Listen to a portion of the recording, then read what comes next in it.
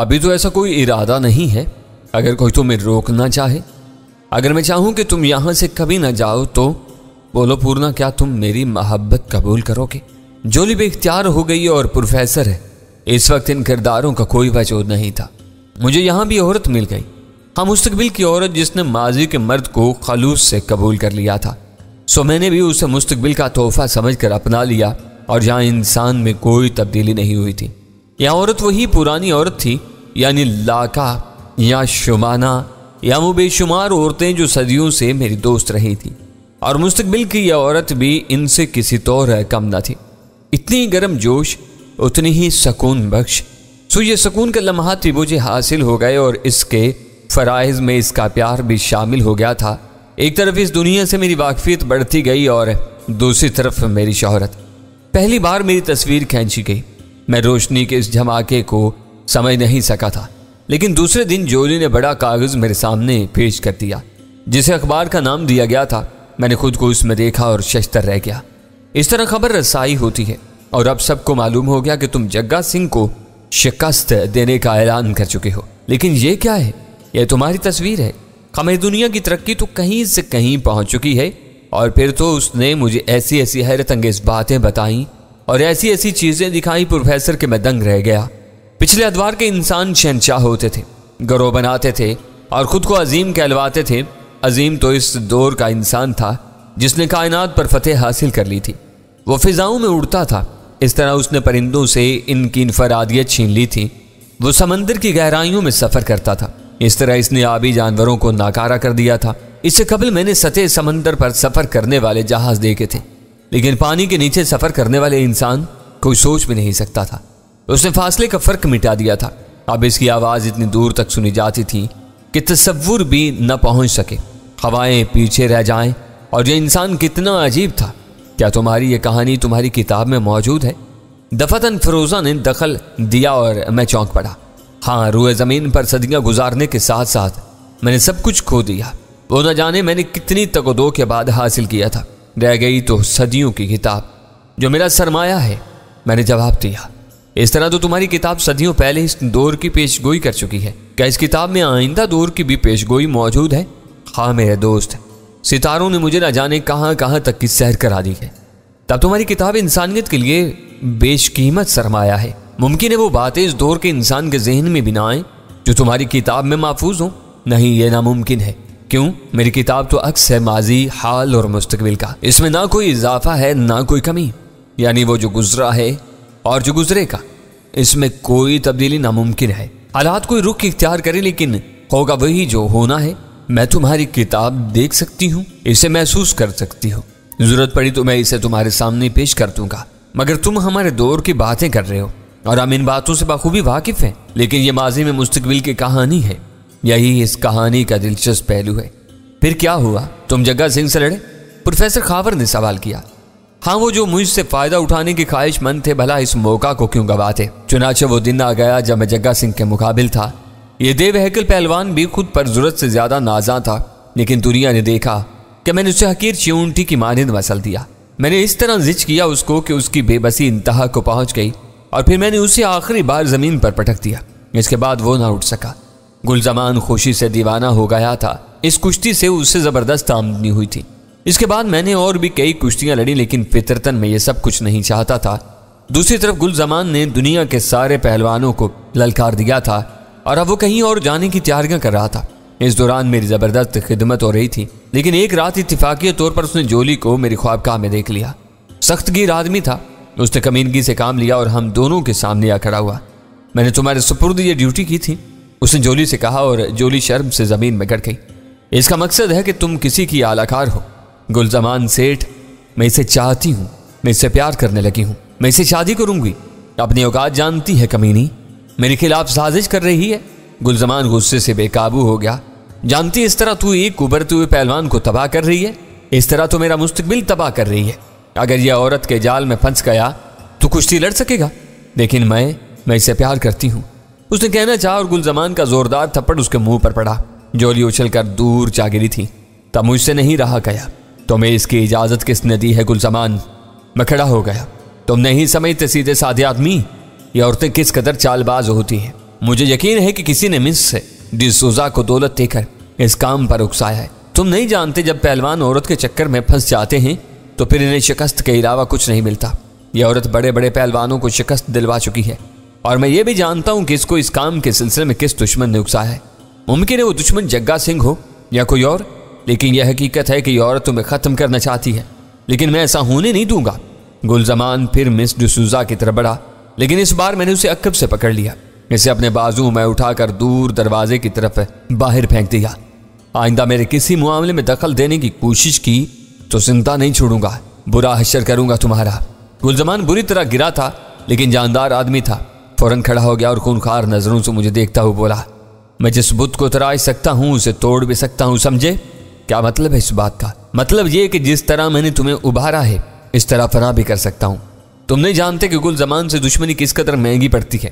ٹھیک ہے گلزمان، آج سے میں تمہارے لیے نہیں لڑوں گا، آج سے میں نے لڑائی بڑھائی کا یہ کھیل چھوڑ دیا ہے۔ بے شک تمہاری وجہ سے مجھے یہاں بہت سی سہولتیں مہیا ہوئیں، لیکن تم نے جولی کے ساتھ جو سلوک کیا ہے مجھ سے معاف نہیں کر سکتا۔ گلزمان جانتا تھا کہ اگر اس نے مجھ سے بھیڑنے کی کوشش کی تو اس کا نتیجہ بہت خراب نکلے گا۔ وہ مجھے گھورتا ہوا وہاں سے چلا گیا۔ پھر میں نے جولی کو اٹھایا اور جولی ہذیانی انداز میں چیخنے لگی، نہیں نہیں، ایسا نہیں کرو، تم اسے نہیں جانتے، وہ بے حد خطرناک انسان ہے، میں تم سے الگ ہو جاتی ہوں نا، وہ نہ مجھے زندہ چھوڑے گا نہ تمہیں۔ جولی اگر تم جانا چاہو تو جا سکتی ہو، لیکن میں ایسے بے شمار انسانوں سے نمٹ چکا ہوں، اگر یقین کر سکتی ہو تو کر لو کہ میری موجودگی میں وہ تمہارا کچھ نہیں بگاڑ سکتا۔ اس موضوع پر اب کوئی بات نہ کرنا، لیکن میں مفت میں ماری جاؤں گی۔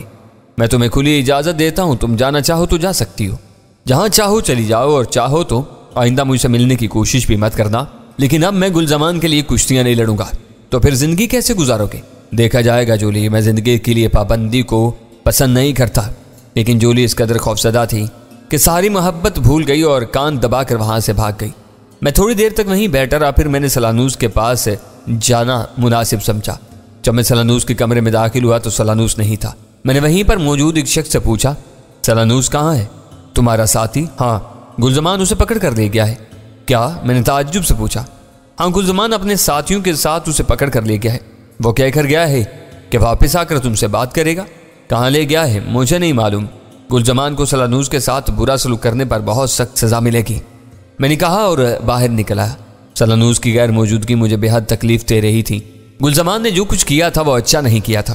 میں جانتا تھا کہ گلزمان نے انتقامی کارروائی کے طور پر یہ سب کچھ کیا ہے، لیکن وہ میرے ہاتھوں سے بچ کر کہاں جا سکتا تھا۔ چنانچہ میں کافی دیر تک ادھر ادھر پھرتا رہا۔ مجھے سلانوس کے لیے پریشانی تھی اور میں ہر قیمت پر اس کی بازیابی چاہتا تھا، لیکن اس بھرے پورے شہر میں جو میرے لیے اجنبی بھی تھا، ایک شخص کو تلاش کرنا آسان کام تو نہ تھا۔ ایسی صورت میں جب کہ گلزمان نے اسے چھپایا ہوگا، میں جانتا تھا کہ گلزمان کی مجھ پر تو نہیں چل سکی تھی، لیکن شاید سلانوس کے ذریعے وہ مجھ پر قابو پانے کی کوشش کرے۔ میں جانتا تھا کہ سلانوس بھی معمولی انسان نہیں ہے، وہ اپنا بچاؤ کر سکتا ہے، لیکن میں اسے اس طرح چھوڑنا بھی نہیں چاہتا تھا۔ کافی دیر کے بعد جب میں اپنے کمرے میں آیا تو گلزمان آ چکا تھا۔ میں اس کے سامنے پہنچ گیا اور گلزمان کے ہونٹوں پر مسکراہٹ پھیل گئی، ایک زہریلی مسکراہٹ۔ اس نے حقارت امیز نگاہوں سے مجھے دیکھا۔ واپس آ گئے پورنا؟ سلانوس کہاں ہے؟ میری قید میں؟ کیوں؟ اب تم جب تک میرے لیے لڑنے کا اعلان نہیں کرو گے اسے رہائی نہیں ملے گی۔ اس کے علاوہ میں نے اس کتیا کو بھی ٹھیک کر دیا ہے جو اس ہنگامے کا سبب بنی۔ دراصل بھولے شخص، تم گلزمان کو نہیں جانتے۔ میں تمہیں گولی مار کر ہلاک بھی کر سکتا ہوں، لیکن میں یہ نہیں چاہتا۔ میں صرف یہ چاہتا ہوں کہ تمہارا مقام ٹھیک ہو جائے۔ کیا تمہارے خیال میں اس طرح میں ٹھیک ہو جاؤں گا؟ یہ میری ذمہ داری ہے۔ میں تمہیں پوری طرح درست کر دوں گا، بشرطے کہ تم میرے ہاتھ سے بچ گئے۔ میں نے کہا اور اب میری آنکھوں میں خون اتر آیا تھا۔ اس کی مجال تھی کہ مجھے اس طرح اپنا غلام بنانے کی کوشش کرے۔ گلزمان نے سیاہ رنگ کی کوئی مشین نکال لی اور اس کا رخ میری طرف کر کے بولا، رک جاؤ ورنہ کتے کی موت مارے جاؤ گے۔ لیکن میں بھلا کسے خاطر میں لاتا تھا جو اس بیوقوف کی پرواہ کرتا۔ میں آگے بڑھتا رہا، تب لگاتار کئی دھماکے ہوئے اور کوئی شے میرے بدن سے ٹکرائی لیکن پلٹ گئی اور گلزمان کی آنکھیں حیرت سے پھیل گئیں۔ لیکن اس وقت بہت سے لوگ اندر گھس آئے۔ انہوں نے مجھے چاروں طرف سے پکڑ لیا۔ میں چاہتا تو ان سب کو درست کر سکتا تھا، لیکن سب کے سب اجنبی تھے۔ انسپکٹر صاحب، یہ مجھے قتل کرنا چاہتا تھا، آپ نے دیر کر دی، بڑی مشکل سے خود کو بچا سکا ہوں۔ گلزمان فریاد کرنے والے انداز میں بولا، ہتھکڑیاں لگا دو اس کے۔ انسپکٹر نے حکم دیا۔ میرے لیے یہ سب اجنبی تھے، اس لیے اس وقت میں نے تعارض نہیں کیا اور ان لوگوں نے میرے ہاتھوں میں رسیاں باندھی۔ آپ تھانے آ کر بیان لکھوا دیں گلزمان صاحب، میں اسے درست کر دوں گا۔ ٹھیک ہے، گلزمان نے کہا اور اس شخص نے مجھ سے چلنے کے لیے کہا۔ میں ان کے ساتھ چل پڑا اور پھر وہ ایک بڑی مشینی سواری پر مجھے لے کر ایک نئی عمارت میں پہنچ گئے۔ مجھے سلانوس کے سوا کوئی پریشانی نہیں تھی، نہ جانے وہ بیچارہ کہاں تھا۔ اگر وہ گلزمان کی قید میں بھی تھا تو اس کا کچھ نہیں بگڑے گا سوائے اس کے کہ اس کا تحقیقاتی مشن رک جائے۔ لیکن یہ بھی مستقبل کے بارے میں ایک دلچسپ معلومات تھی۔ جس جگہ ان لوگوں نے مجھے بند کیا وہ پرانی طرز کے قید خانوں سے مختلف تھیں، یہاں اور بھی لوگ موجود تھے۔ ارے پورنا پہلوان، کسی نے مجھے پہچان کر کہا اور میں اس کی طرف دیکھنے لگا۔ تم یہاں کیسے آ گئے؟ تم کون ہو؟ میرا نام مچن سنگھ ہے، ڈاکے کے الزام میں قید ہوں۔ کون سے الزام میں؟ ڈاکہ مارا تھا اپن نے یار، بس اسی رات جب چگا سنگھ سے کشتی ہوئی تھی پکڑے گئے۔ ڈاکہ کیا ہوتا ہے؟ ابے ڈاکہ نہیں جانتا؟ وہر سے بولا اور میں نے گردن ہلا دی۔ تب وہ مجھے ڈاکے کے بارے میں تفصیلات بتانے لگا اور مجھے بے حد لطف آیا۔ میں نے بحری قزاق دیکھے تھے، یہ بھی لٹیرا تھا۔ میں نے اسے ساری تفصیلات معلوم کی اور یہ تفصیلات بھی میرے لیے خاصی دلچسپ تھیں۔ اس نظام حیات میں پولیس کا بڑا دخل تھا جو انتظامیہ کی طرف سے مقرر ہوتی تھی، جیسے شہنشاہوں کے سپاہی۔ وہ بھی ہر قسم کی برائیوں کی روک تھام کرتے تھے۔ اس دوران میں ان سپاہیوں کو پولیس کا نام دے دیا گیا تھا اور جس جگہ یہ پولیس والے مقیم ہوتے تھے اسے تھانے کا نام دیا جاتا تھا۔ وہاں موجود لوگوں سے بھی مجھے خاصی معلومات حاصل ہوئی۔ میں تو ساری تفصیلات جاننا ہی چاہتا تھا۔ اس دوران سلانوس بھی میرے ذہن سے نکل گیا تھا۔ سب لوگ بڑی دلچسپی سے مجھ سے گفتگو کرتے رہے، انہیں میری شخصیت پر حیرت تھی۔ رات ہو گئی تو میں نے اپنے دوست سے سوال کیا، کیا ہمیں رات کو بھی یہیں رہنا پڑے گا؟ ہاں بھائی، یہاں رات اور دن نہیں دیکھے جاتے۔ اب تو تم اس وقت تک بند رہو گے جب تک تم پر مقدمہ نہ چلے اور تمہیں سزا نہ ہو جائے۔ واہ، مقدمہ کیا ہوتا ہے اور سزا کیا ہوتی ہے؟ میں نے سوال کیا اور میرا دوست ہنس پڑا۔ پھر اس نے مجھے مقدمے اور سزا کی تفصیلات سنائی اور کہنے لگا، میری سمجھ میں نہیں آتا کہ تم کون سے جنگل میں رہے ہو جہاں یہ سب کچھ نہیں ہوتا۔ ہاں میرے دوست، ایسا ہی سمجھ لو، میں ایسے جنگل میں تھا جہاں یہ سب کچھ نہیں ہوتا۔ تب تو وہ عمدہ جگہ ہوگی، لیکن کیا وہاں جرائم نہیں ہوتے؟ نہیں، وہاں جرائم بھی نہیں ہوتے۔ میں نے اسے ٹالنے کی غرض سے کہا اور میرا دوست تعجب سے میری شکل دیکھنے لگا۔ پھر بولا، ٹھیک ہے، اگر سب تمہاری طرح ہٹے کٹے اور خوشحال ہوں گے تو جرائم کیوں ہوں گے؟ لیکن تم وہاں سے بھاگ کیوں آئے ہو؟ بس تمہاری دنیا دیکھنے کی خوشی میں۔ کیسی لگی؟ دلچسپ ہے، مگر گلزمان نے جو کچھ کیا ہے اس میں بڑا مزہ نہیں آیا، اور اب یہ جگہ بھی رہنے کی نہیں ہے۔ لیکن تم باہر کیوں نکلتے؟ باہر؟ اس نے تعجب سے پوچھا۔ ہاں باہر نکلیں گے تو یہ مار کر ادموا کر دیں گے، اس نے ایک پولیس والے کی طرف اشارہ کرتے ہوئے کہا۔ وہ گویا یہاں سے باہر نکلنا منع ہے۔ ہاں، مگر میں تو باہر جاؤں گا، مجھے اپنے دوست سلانوس کی تلاش ہے اور میں یہاں زیادہ دیر تک نہیں رہ سکتا۔ باہر جاؤ گے؟ ہاں، مگر کس طرح؟ یہ سلاخیں میرے لیے کوئی حیثیت نہیں رکھتی۔ لیکن میرے دوست، تم ایسی کوشش بھی نہ کرنا، ورنہ گولی مار دیں گے یہ لوگ۔ مار دیں گے تو مار دیں، دیکھا جائے گا، میں نے کہا، اور میرا دوست سہمے ہوئے انداز میں میری شکل دیکھنے لگا۔ تب میں اپنی جگہ سے اٹھ گیا۔ مجھے وہاں رہنا پسند نہیں تھا۔ میں اس آئینی دروازے کے سامنے آ گیا جس کے سامنے ایک پولیس والا ٹہل رہا تھا۔ میں دروازے کو آہستہ سے بجایا اور وہ شخص میرے سامنے آ گیا۔ کیا بات ہے؟ اس نے کرخت لہجے میں پوچھا۔ دروازہ کھولو، میں باہر جاؤں گا۔ بکواس مت کرو، دماغ درست کرنے کے لیے ہمارے پاس بہت کچھ ہے، پولیس والے نے بدستور کرخت لہجے میں کہا۔ میں باہر جانا چاہتا ہوں، میں نرمی سے کہا۔ انسپکٹر صاحب تمہیں باہر بھجوائیں گے آرام سے، اس نے ہنس کر کہا، اور مجھے غصہ آ گیا۔ میں نے سوچا کہ اس کے سوا اب کوئی چارہ نہیں ہے کہ دروازہ توڑ دوں۔ چنانچہ میں نے دونوں ہاتھوں سے پھاٹک پکڑا اور دوسرے لمحے پھاٹک لیے ہوئے باہر چل پڑا۔ پھاٹک میرے ہاتھوں میں تھا اور پولیس والا متحیرانہ انداز میں میری شکل دیکھنے لگا تھا۔ پھر اس نے زور سے کوئی چیز بجائی اور دوسرے لمحے وہ آوازیں تیز سے تیز تر ہوتی گئیں۔ میں لوہے کا پھاٹک پکڑے ہوئے آگے بڑھ رہا تھا۔ اس دوران کئی پولیس والے میرے سامنے آئے۔ میں نے پھاٹک ان پر کھینچ مارا، کئی لوگ زخمی ہوئے۔ پھر ان جیسے بہت سے لوگوں نے میرا راستہ روکنے کی کوشش کی، لیکن جب میں نے باہر نکلنے کا فیصلہ کر ہی لیا تھا تو مجھے کون روک سکتا تھا؟ چنانچہ میں اس عمارت سے باہر نکل آیا۔ بڑی بڑی عجیب سی نالیوں سے جو غالباً ہتھیار تھے مجھ پر گولیاں برسائی گئیں، لیکن بے مقصد تھیں، کوئی ہتھیار میرے اوپر کارگر نہیں تھا۔ میں وہاں سے نکل آیا، وہ لوگ میرے پیچھے دوڑ پڑے، چاروں طرف ہنگامہ برپا ہو گیا تھا۔ میں بدحواس نہیں تھا، ان لوگوں کے چنگل سے نکلنا چاہتا تھا، اور جب وہ باز ہی نہ آئے تو میں رک گیا۔ تم سب بھاگ جاؤ ورنہ میں تمہیں مار ڈالوں گا، میں نے کہا، لیکن پولیس والوں کی تعداد کافی ہوگی تھی، اس لیے وہ نڈر ہو گئے۔ پھر وہ سب ایک ساتھ میرے اوپر ٹوٹ پڑے۔ غالباً وہ مجھے دوبارہ پکڑنا چاہتے تھے۔ میں کب تک ضبط کرتا بجائے اس کے کہ سزا گلزمان کو ملتی۔ وہ سب میرے اوپر یورش کر رہے تھے اور میں نے انہیں اٹھا اٹھا کر پھینکنا شروع کر دیا۔ وہ میرے بدن پر ڈنڈے برسا رہے تھے اور خود ہی شرمندہ ہو رہے تھے۔ میرا کیا بگڑتا؟ البتہ جسے میں نے اٹھا کر پھینکا وہ دوبارہ نہیں کھڑا ہو سکا، اور تھوڑی دیر کے بعد میرے نزدیک کوئی نہیں تھا۔ لوگ دور سے مجھے دیکھ رہے تھے۔ تب میں آگے بڑھ گیا، لیکن میرے عقب میں شور ہو رہا تھا، لوگ دور دور سے میرے ساتھ دوڑ رہے تھے، اور اسی وقت ایک بڑی آہنی سواری میرے نزدیک آ کر رکی और उसे एक आवाज उभरी, ऊपर आ जाओ, जल्दी करो। मैंने ताज्जुब से इस हमदर्द को देखा। एक नौजवान लड़की और एक मर्द था। जल्दी करो वरना लोग यहाँ आ जाएंगे, मर्द ने कहा और लड़की ने अपना हाथ सहारे के लिए बढ़ा दिया। मैं जल्दी से साहिली सवारी पर चढ़ गया। लड़की ने मुझे अपने नज़दीक ही जगह दे दी थी और उसका नर्म गुदास बदन मेरे बदन से मस होने लगा। दोनों खामोश थे और आहिनी सवारी की रफ्तार तेज से तेज तर होती जा रही थी। ताकुब तो नहीं हो रहा पिंकी? मर्द ने लड़की से पूछा। नहीं, पुलिस वालों को तो इसने पहले ही ठिकाने लगा दिया था। अच्छी तरह देख लो। देख चुकी हूँ। और फिर मर्द ने थोड़ी देर के बाद आहिनी सवारी एक इमारत में मोड़ दी।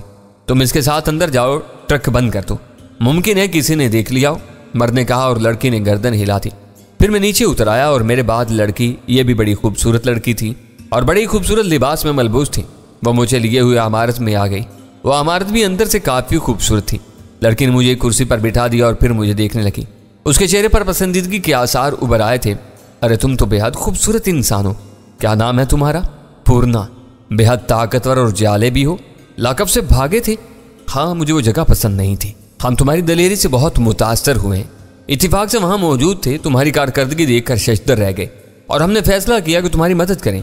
तुम यहाँ इत्मीनान से बैठो, तुम्हें कोई भी नुकसान नहीं पहुँच सकता। तुम कौन हो? मैंने पूछा। मेरा नाम पिंकी है और वो मेरा साथी टोनी है। हम तुम्हारी भरपूर मदद करेंगे।